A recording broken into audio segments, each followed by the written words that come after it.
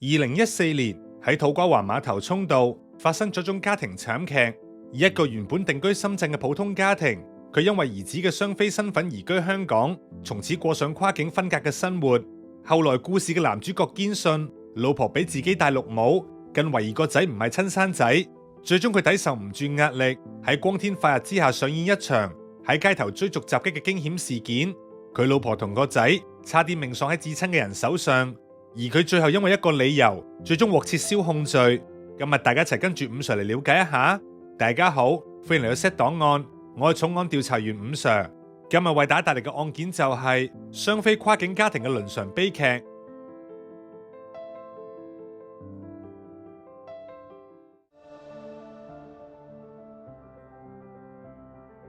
今日案件嘅男主角叫柯向潮，佢喺1970年出生於內地，案發當時44歲，任職商品檢定員。喺1993年，佢同大佢1歲嘅陳紅梅喺內地結婚，而喺2年之後，即係1995年，陳紅梅喺內地生咗個大仔，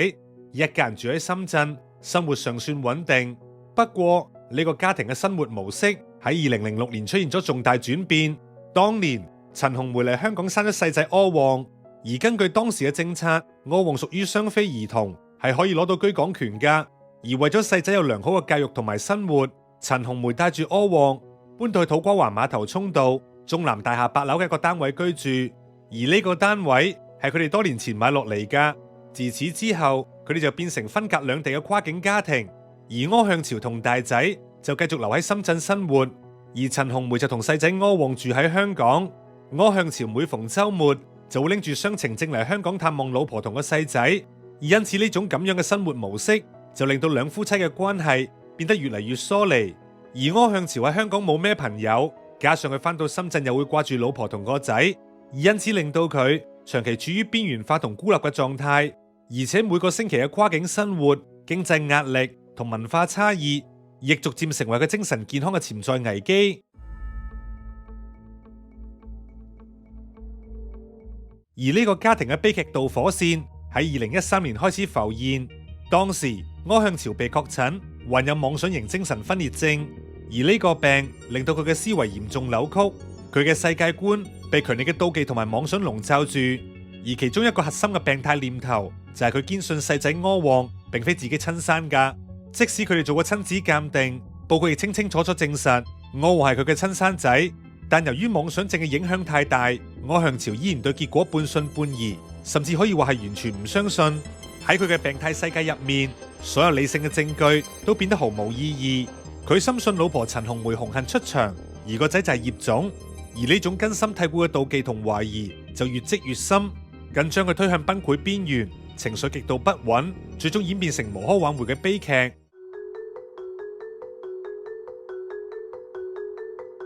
喺2014年11月15號星期六，呢日本來係一個普通嘅家庭日。下晝5點左右，佢哋一家3口返到屋企。佢哋返到屋企之後，柯向潮靜雞雞走入廚房。當時陳紅梅正喺門口附近踎低幫細仔對皮鞋擦鞋油。點知呢個睇落去平靜嘅畫面瞬間被打破，因為突然之間陳紅梅覺得頭部劇痛。佢抬頭一望，竟見丈夫柯向潮企喺佢嘅左後方，右手揸住一把約12寸長嘅利器。柯向潮喺妄想嘅驅使下，瘋狂襲擊陳紅梅同柯旺嘅頭部好幾次。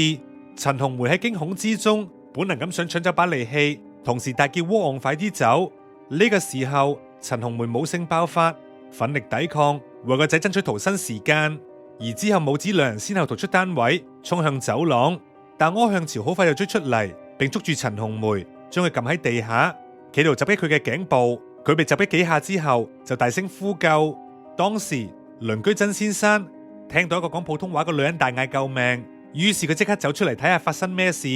佢見到陳紅梅受傷倒地，趴咗喺走廊地下，而柯向潮就騎喺佢嘅背脊上面，正用利器壓住佢條頸。於是曾先生即時大聲喝止，但柯向潮就完全冇理會，佢只係沉浸喺自己嘅妄想世界入面。曾先生見到情況危急，於是佢即刻翻入屋報警，並拎一支長棍出嚟試圖制止。當佢再出翻嚟嘅時候，陳紅梅已經轉咗身，但柯向潮依然企喺佢嘅腹部上面。曾先生用長棍指住柯向潮，並大聲叫佢停手，但柯向潮只係怒目而視。眼神充滿病態嘅憤怒同埋混亂。曾先生就大聲喝住佢話：警察嚟緊噶啦！而喺呢個時候，柯向朝突然發現自己條褲爛咗，佢竟然喺走廊上面將外褲撕開，露出底褲，然後就轉身走入屋企。而呢個怪異嘅行為，正正反映佢當時精神狀態嘅混亂同失控。呢個時候，陳紅梅趁機跑落樓梯，但柯向朝好快又再次出現。當時佢只係着住恤衫同底褲，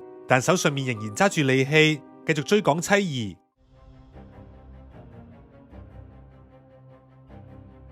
之後，細仔柯旺已經逃出大廈，向碼頭角方向跑去，而柯向朝手持利器緊隨其後，並喺碼頭涌道一間鞋店外面追到柯旺，然後不斷向佢施襲。據現場閉路電視片段顯示，柯向朝向細仔施襲多達14下，場面極度嚇人。而負傷趕到嘅陳紅梅就試圖拉住柯向朝拯救仔仔柯旺，但柯向朝又再向陳紅梅施襲。當時呢對母子喺街頭奮力抵抗，只求一線生機。柯旺喺掙扎逃脫之後，柯向朝繼續手持利器追趕。喺去到碼頭涌道一間髮型屋前面，髮型屋店員阿文目擊成件事，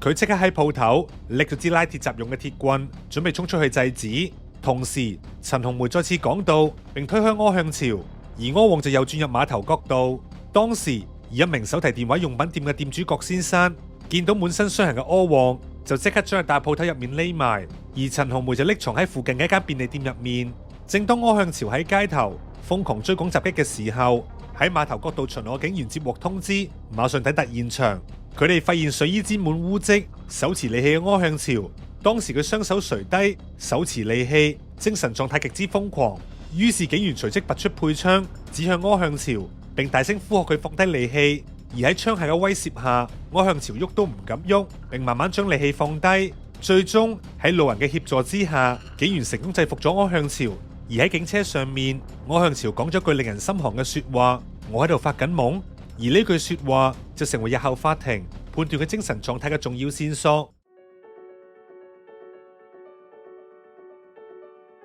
陳紅梅、柯旺同柯向朝三人隨後被送往伊利沙伯醫院接受治療。根據現場閉路電視片段，柯向朝共襲擊仔仔柯旺14次，而陳紅梅身上亦多處受傷。當晚，警方喺醫院正式落案起訴柯向朝。而喺2日之後，柯向朝喺醫院自願接受警戒會面。佢聲稱自己受到情緒病嘅影響，喺失控之下先會襲擊老婆同個細仔。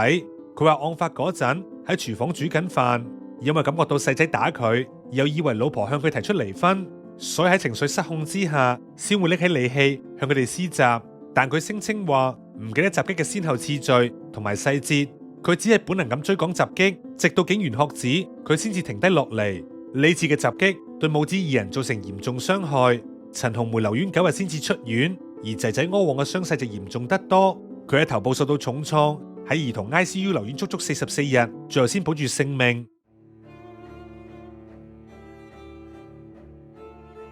喺2014年11月18號，柯向朝被正式控以2項意圖傷人罪，但因為佢仲喺醫院留醫，所以裁判官就下令要為佢索取精神科報告。之後案件押後到12月5號再訊，期間柯向朝需要繼續還押，並將佢送去小欖精神病治療中心。喺還押期間，精神科廖醫生為柯向朝進行多次診斷。廖醫生初步判斷認為，柯向朝喺案發嗰陣正處於妄想型精神分裂症病發嘅狀態。佢對人物、時間以及空間嘅意識係清楚噶，即係佢知道當時自己正喺度追趕緊妻兒，亦知道對方受傷嚴重。其後，廖醫生完成咗份精神科報告，喺報告入面提到，柯向朝自述當時聽到陳紅梅用普通話講鞋油，但當時佢正處於病發期，所以佢就覺得鞋油諧音似血字，加上柯旺拍佢膊頭，因此佢深信兩母子有意圖傷害自己，所以先會用利器襲擊佢哋。而呢個鞋油聽成血嘅情節係妄想症病發嘅一個典型例子。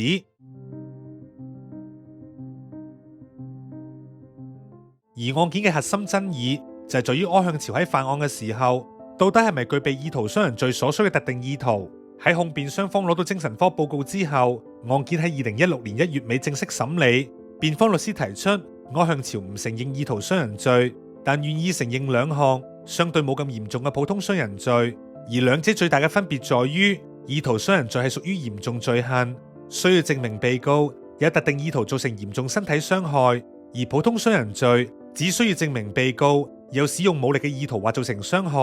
而辯方嘅理由係柯向潮當時精神失常，根本冇能力形成特定嘅犯罪意圖。但係柯向潮喺法庭上嘅答辯反反复复，搞到法官要舉行一個穩妥認罪聆訊，專門去審查佢嘅認罪係咪真實有效。而呢個聆訊嘅核心最主要就係用麥諾頓法則嚟判斷佢當時係咪失常。如果被告因為精神病而唔知自己做緊乜，又或者即使知道但唔認為自己做緊嘅嘢係錯誤嘅，就可以免卻刑責。而柯向潮選擇唔作供，只係傳召咗法援署為佢揾嘅精神科黃醫生。而黃醫生喺診斷後證實柯向潮患有嚴重妄想型精神分裂症，而且案發時全面病發，嚴重影響佢嘅判斷能力。黃醫生認為柯向潮雖然知道自己襲擊緊老婆同個仔，但佢嘅思維完全被妄想控制，所以佢好大機會根本唔覺得自己當時做緊嘅嘢係錯噶，甚至可能覺得係自衛。所以呢個講法就符合咗麥諾頓法則，為佢精神錯亂嘅抗辯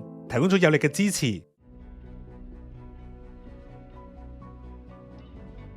經過詳細嘅聆訊之後，法官接納咗黃醫生嘅分析，最終法官裁定柯向潮案發時因為嚴重精神病發，雖然佢知道自己做緊乜，但並唔知道嗰個行為係錯噶，所以根據刑事訴訟程序條例，法庭作出咗一個因精神錯亂而罪名不成立嘅特別裁決。呢個裁決並唔係話佢冇做過，而係法律上認定佢當時嘅精神狀態唔需要負上刑責。雖然罪名不成立，但為咗公眾安全同俾佢接受治療，法庭要決定點樣處理佢。醫生建議對柯向潮頒布無限期醫院令，即係要喺精神病治療中心接受強制住院，而佢嘅情況會由獨立嘅精神健康複核審裁處定期檢查，睇下幾時先適合出院。一開始柯向潮好抗拒呢個安排，直到2016年3月1號，佢庭上話自己經過呢件事之後，咩都睇淡晒啦，唔會再執着咁多。回顧呢單案件，佢唔單止一宗家庭悲劇，更係一個沉重嘅社會警號。